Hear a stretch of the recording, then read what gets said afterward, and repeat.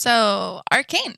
At this point, I'm sure if you are clicking on this video, you've probably already watched it. And if you haven't, I'm going to have to say go watch it because heavy spoilers are ahead. We are actually going to be looking at the Arcane Act 2 little teaser trailer that they released today.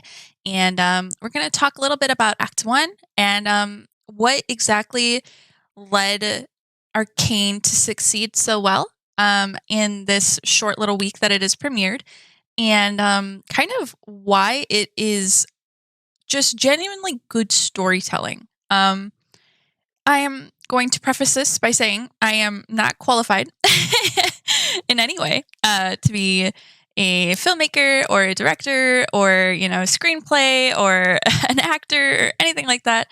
I am just a dork who loves League of Legends. I am a dork that loves storytelling. I have been reading all my life, and I guess I can sort of recognize some things that allow for good storytelling.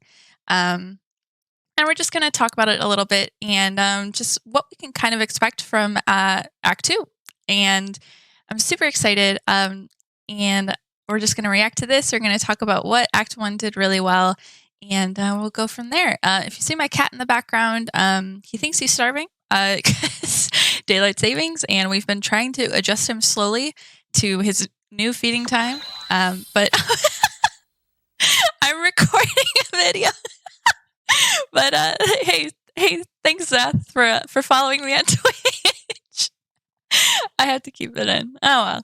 Well, with that being said, thank you to everybody who has subscribed to my YouTube channel. We hit 100 subscribers just from me posting a silly video that I didn't really think was going to go anywhere. I was just so excited. I needed to get my excitement out because my friends and family can only listen to me so much talk about Arcane, and when a lot of them have no idea what I'm talking about. So thank you to everybody who subscribed. If you want to see more of me being a dork, playing League of Legends probably, and some other games that I really like, feel free to follow me on my Twitch. It's Xena Discord, same as here, or you can subscribe to my YouTube channel. I am trying to post content, and I'm going to keep up with it as much as I can. I'm planning on doing some gameplay videos as well. I experimented with a short yesterday. I don't know if you guys know what YouTube shorts are. I don't know either. I posted some stuff to my Instagram, Xena Discord, pretty much everywhere. So I'll link everything below if you're interested. Give me a follow, and we can chat in the comments and also in my Twitch chat. But and I have rambled way too long, so let's get into the reaction, and we'll go from there. All right, so first things first, a little bit of housekeeping. I am using a filter right now because my skin is a little irritated by something. I'm assuming it's my allergies, but I am not comfortable with putting on a bunch of makeup right now to have to vigorously wash it off and then do a mask treatment, blah, blah, blah. So yes, there's a filter on my face right now just so I look acceptable on the internet, whatever that means. And then my hair, I have really curly hair. It is currently drying. It doesn't do anything when it's wet. So I look a little bit like a wet dog, but please forgive me. I wanted to react to this. I wanted to finally get my thoughts out there about Act 1, and I was struck by a bolt of inspiration. So I was like, all right, we're doing this right now. So what do I think we're going to see here? So we have the opening shot, which unfortunately I get to see again, of Vander choking Silco. I'm assuming it's the shot they're going to show us here, which is extremely paralleled to how... okay, one last time. Spoilers. This is it. I'm sorry. Don't blame me anymore. Extremely, very heavily tied to how Vi reacts to Powder. This dynamic is beautifully symbolized in both the story that we can expect with Powder and Vi and kind of the story and what could have been with Silco and Vander, right? If Silco would have, thought to change just a little bit more, if Vander worked a little harder to talk to him more and get through him with connecting with him instead of resorting to violence, could we have ideally the story that hopefully we're going to see with Vi and Powder? Do I think that they're going to be as close as they once were? No. Do I think that obviously we have Jinx in the future, and do I think that we're still going to have that Jinx? Yes. I think though it is going to continue to be an extremely tragic story, and yeah, I don't know. It's going to be interesting what they want to show us here. So we obviously have Powder being taken in by Silco because he heavily I guess he responds to her need of um admiration. His her desire for um to prove herself, right? And it's exactly what Silco's trying to do as well. He wants to be respected by the top side. He wants to be on top. He wants to be shown that his way is right, right? Even though we know he's doing drugs and like experimenting on children, bad, bad, bad, all bad things. But he believes in his own twisted way that he is right. And he sees Powder, and he wants Vi, right? Like he just saw her take on all these guys, right? And he saw her just bare fist, not, bare fist, but like she had the gauntlets and just fought her way through the crowd so that they could get Vander out. Now we could go back and forth and we could argue about would they have succeeded if Powder didn't, intervene, blah, blah, blah. We'll never know, right? And that's the point of this, is that we'll never know. This is the origin story of a character we already have fleshed out. We already know who she is. And now we get to know why. And the why is actually really important. The reason why the Joker, the movie Joker, did so well is because we all know who the Joker is, right? We all know who he is. We all know he's sort of wacky. Oh, you want to know how I got these scars kind of guy. But like, what's actually going on in there? And with the rise in people being interested in serial killers and, murders and all that stuff that gets really popular, it's no surprise that we are really interested in knowing why these characters can be the way they are. They're not just, something that could never exist, right? And that's the point, is that these are people who have way too much trauma, way too much undiagnosed disorders, probably. We have issues with trauma, mental illness. We have, poor health in general. I mean, both for what we saw in Joker and both in here in Zon. Obviously, we have the enforcers come down and they wear their face masks while they're... We all know what face masks, right? After this past 2 years, I think we all know what face masks are for. And clearly, it's probably not as bad as what the Piltoverians think, that they're going to be exposed and die, blah, blah, blah, if they go down there. But these people are living in this. And so clearly it is doing something to them, right? Like we all know, like it's not healthy to live in, polluted areas. Like no way we can relate to that anywhere in where I live in the US or anything like that. So it is what it is. I've rambled. I've done a little opening segment. Okay, so what else to expect? We have the Jason Victor scenario. Obviously, something goes south there. I don't know how fast it's going to go south. We have them successful experiment that they were able to do, and we'll kind of go from there. Mel is going to be interesting because she represents a very important component to society in general. And I know a lot of people don't really like to get into politics, and but it's actually really important. And that shows like this, they do so well because they actually reflect real life politics in a way. It's the same thing with Joker, right? Like, I hate to go back to that so much, but these types of characters, they only do well if you can kind of bring the audience in, right? And the audience was invested with who the Joker was. Why is he like this? Can we really see and get into their mind and understand them? And it's the same thing that we're doing with Arcane. Can we really understand Silco at this point? Can we understand him?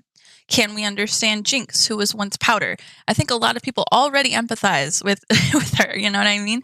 And so it's wonderful that a story based on a video game character is able to do that, right? Like, I think that's gorgeous. So Mel, she represents, the elite in our society, in any society, really. She is not necessarily guided by just pure greed. She genuinely wants to change, right? She wants to do something different. It's a little bit motivated by greed for power, right?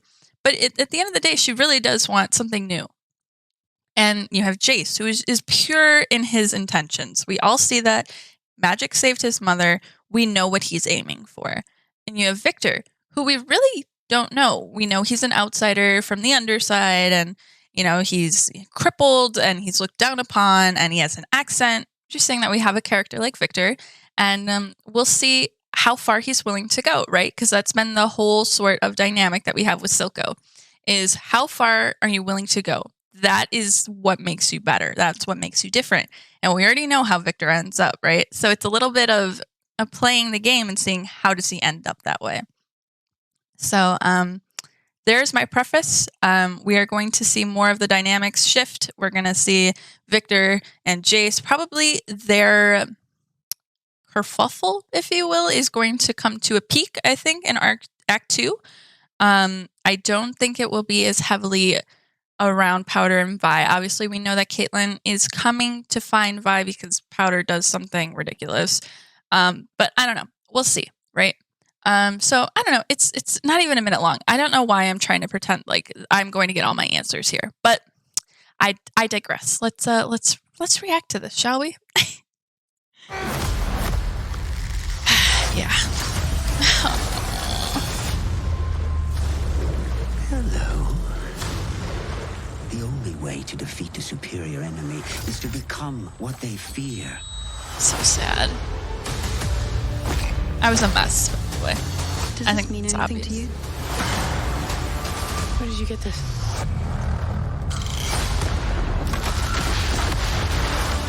The Undercity cannot be controlled. So that Perhaps is the time Caitlin's has come mom. to explore a more radical solution. There are people down there who seem hell-bent on destroying us. Who are you? I hope I find that out. Vi? Wait.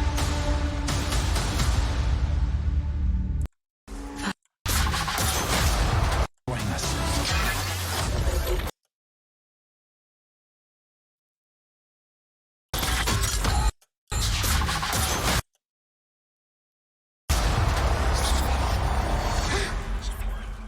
Vi? Okay. So we have Vi there with whoever our character is that I want to know. So that's fine. I don't know if you picked it. Like, I thought, oh, interesting. Oh, this is really interesting. So now who are the two that she's with? Obviously, this is the team that Caitlin put together, right? So now I have to wonder. There.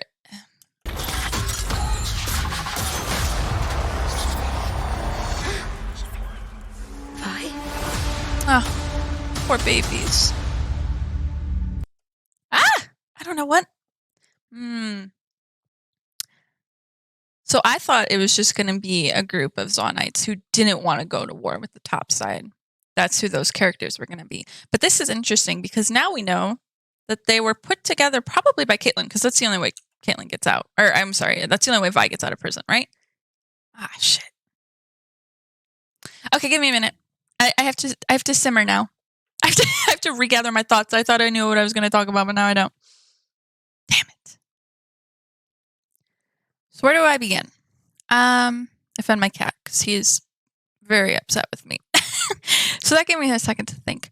Okay, so pretty much from what I've gathered, and I will preface everything by saying this is my opinion, none of it's fact. I could all be extremely wrong, and it'll be funny, and we can laugh about it later.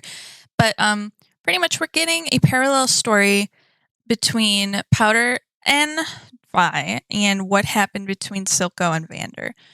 And ideally, we will get a result that is better than the ending of their relationship, right? Now, I'm not going to say everything's going to be sunshine and rainbows, but I am hoping for better for them. And I think that's probably what we'll end up getting as well. So excuse me while I look at my notes just to talk a little bit about what I wanted to talk about.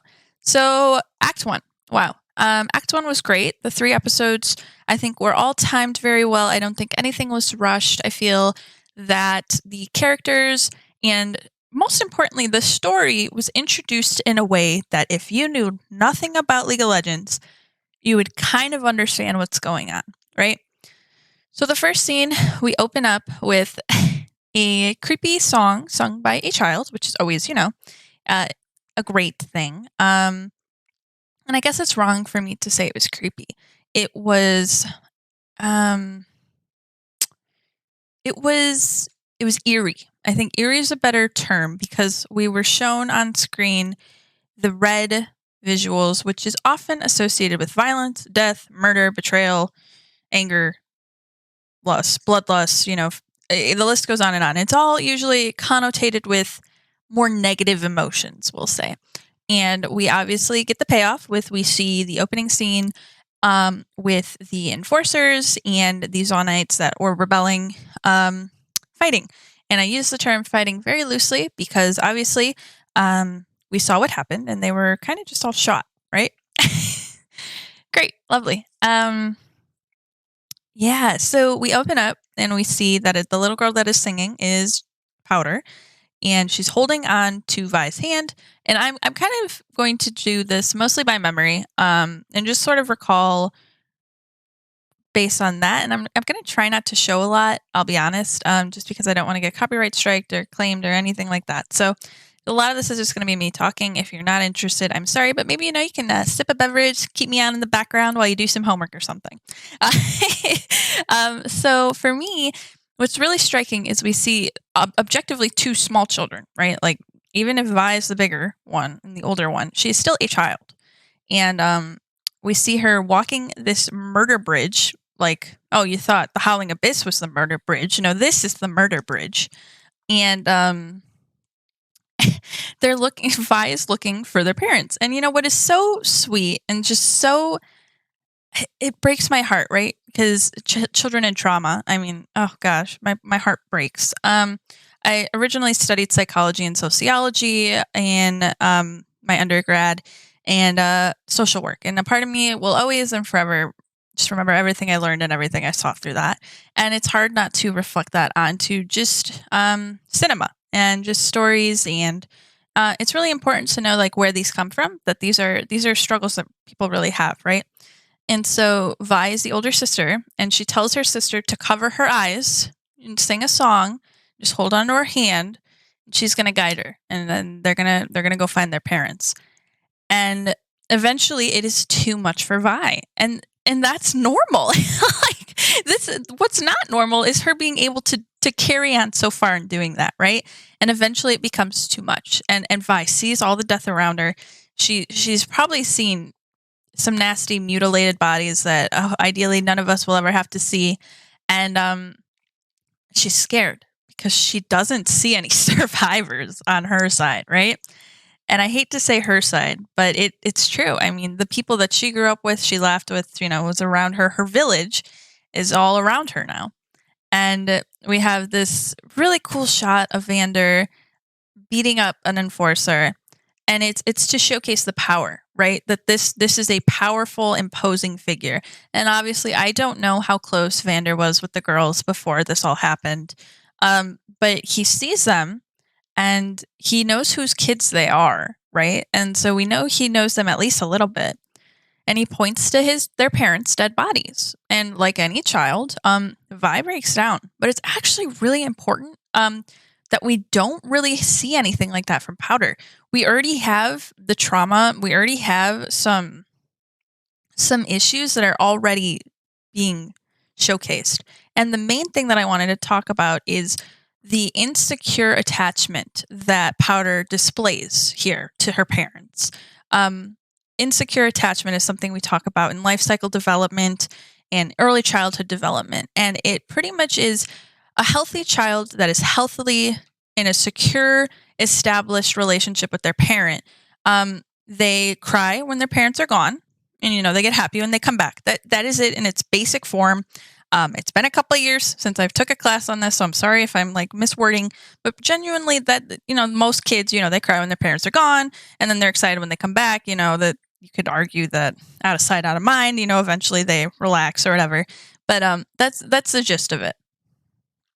But what we see here is that Powder looks to Vi. She doesn't look to her parents. She knows that Vi is still there, so she feels sad because Vi is sad.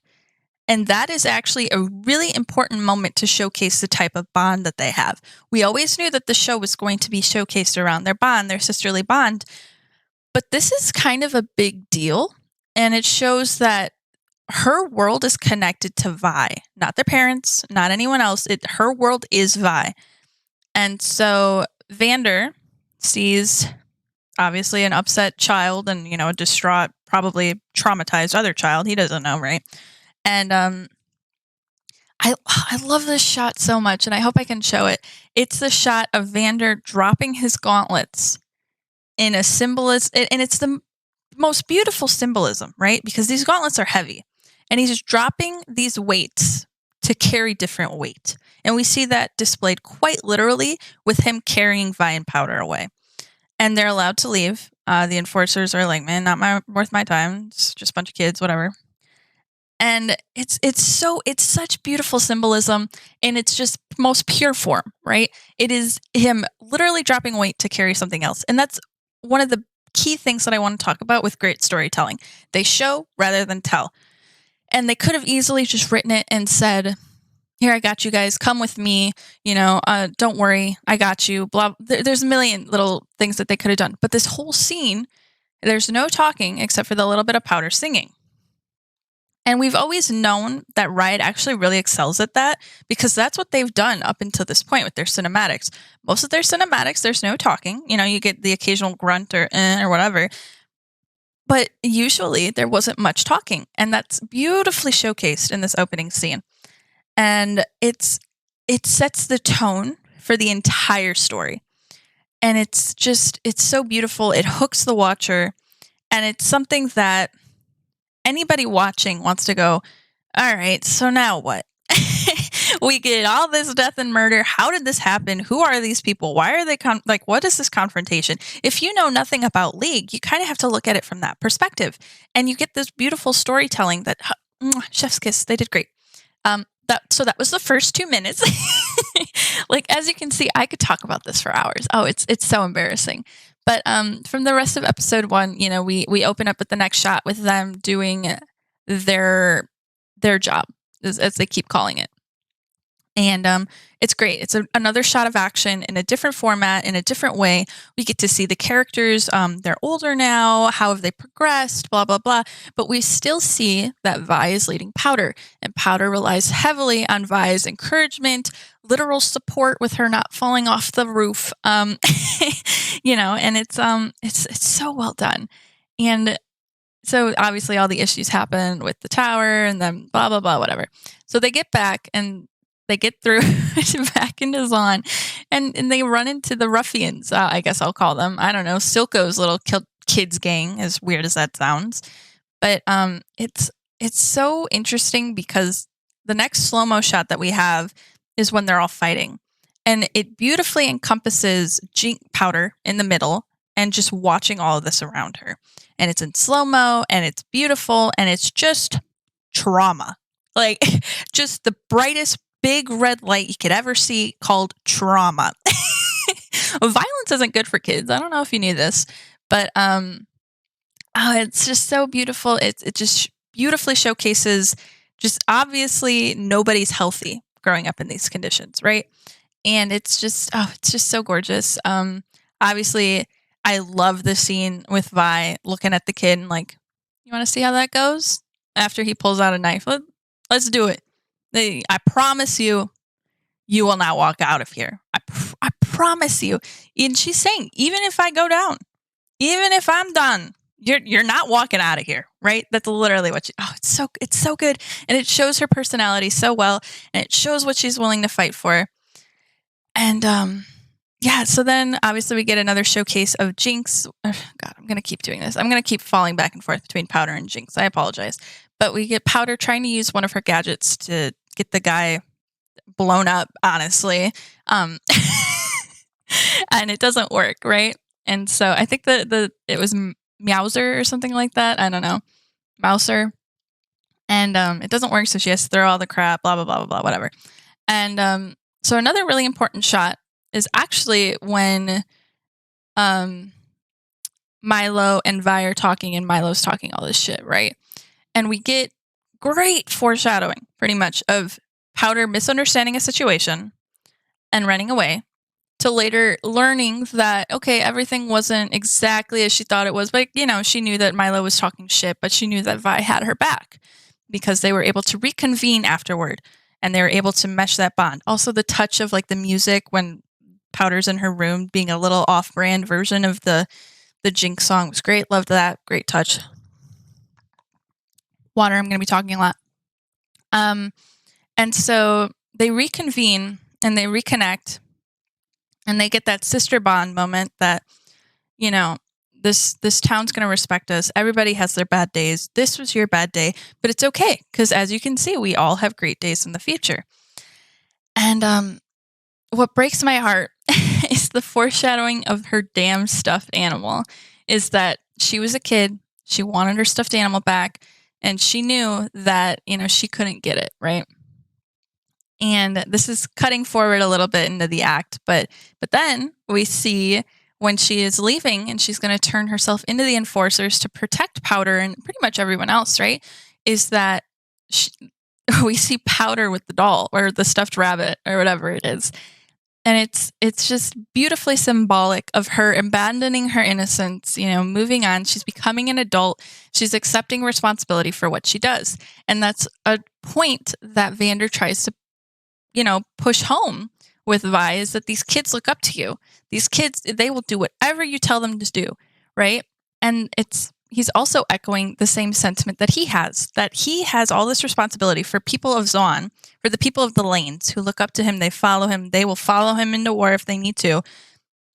But he has different weight to carry now. He has the weight of these 4 kids that he's raising. And it's just, it's so good. It's all so beautiful. And that's, part of the elements of the storytelling that I was talking about. Some things, the key points of storytelling that are really important to remember is the plot. It's well established.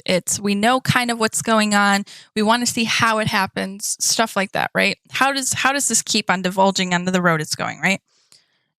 And then you also have the characters, and the characters are also extremely important. The characters drive the plot. The characters are what sort of gets you emotionally invested and to actually care.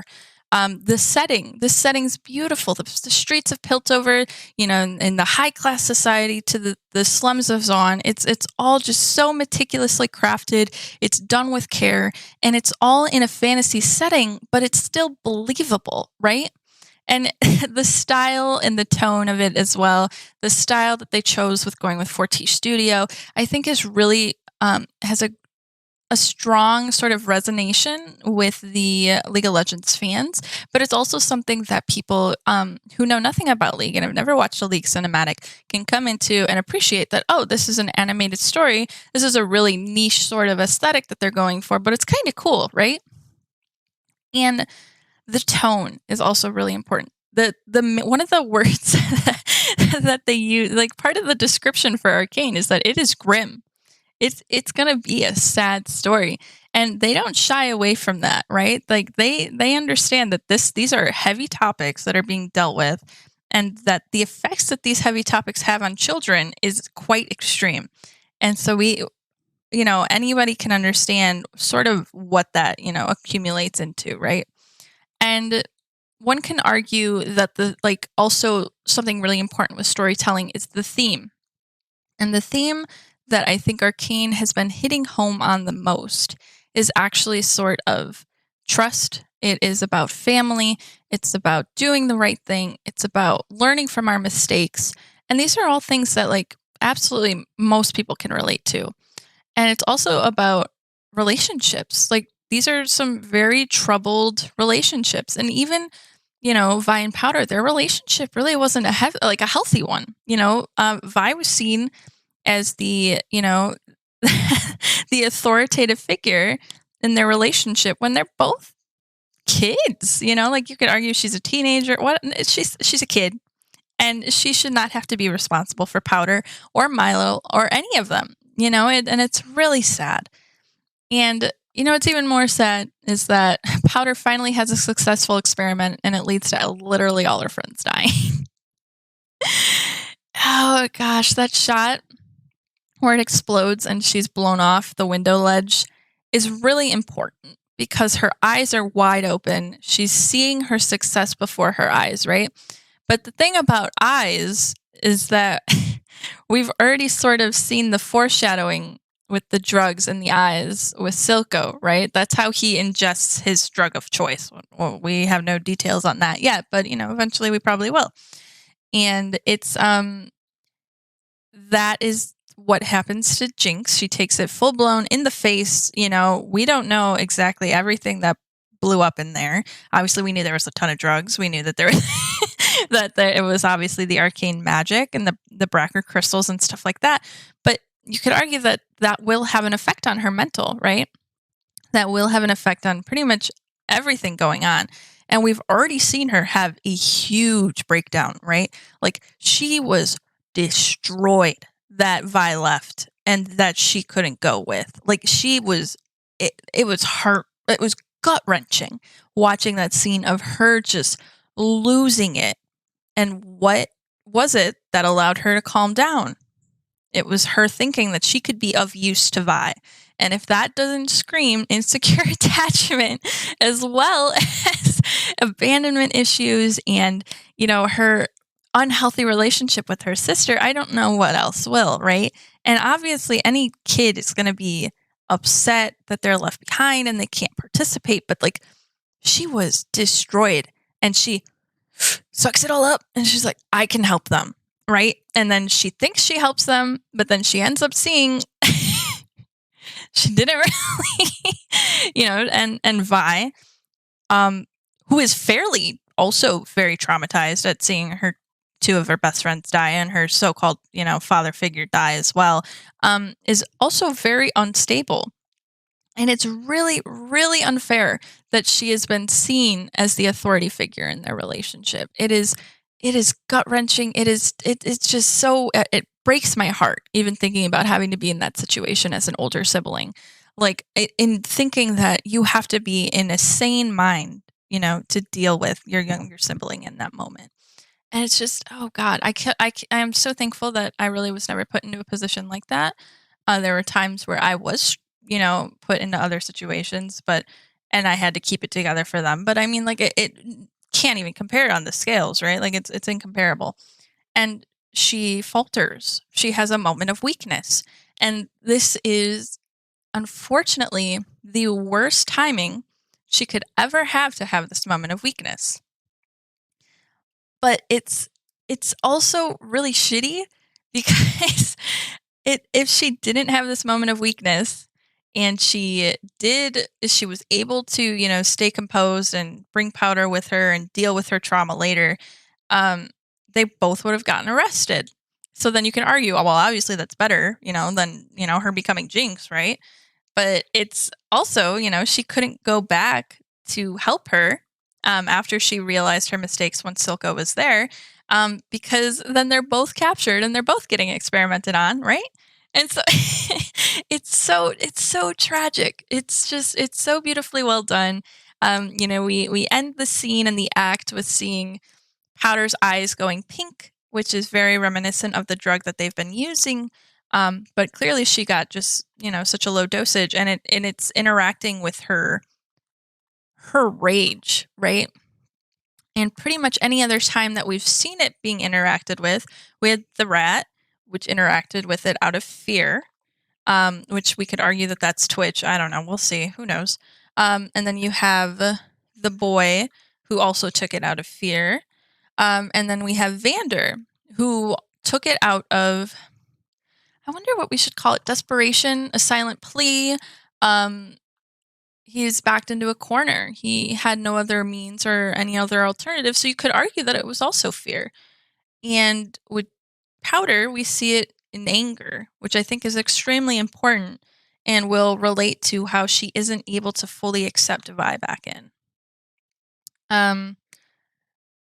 Beautiful, like I said, gorgeous storytelling. I could go on forever. I don't know if you want to hear anything else I have to say, but I mean, you know, everything going on the top side, it doesn't nearly grab me as strongly, I guess. You know, it's obviously noble that Jace wanted to do something right. It's tragic that he thought he had to end his life over it. He got lucky with Victor being interested enough, stopping him from doing such a thing. But it's interesting the topics that we're already touching upon, I would say, with this series, and it's only been 3 episodes. So, you know, we got a little bit of everything. We got childhood trauma, we got murder, we got death, we got violence, we've got self-ideations of death, you know, we're drugs. gangs. Like it's just, we're going down the list, and it's all heavy stuff that requires very delicate storytelling, and I love that. What else? Is there anything else I want to talk about?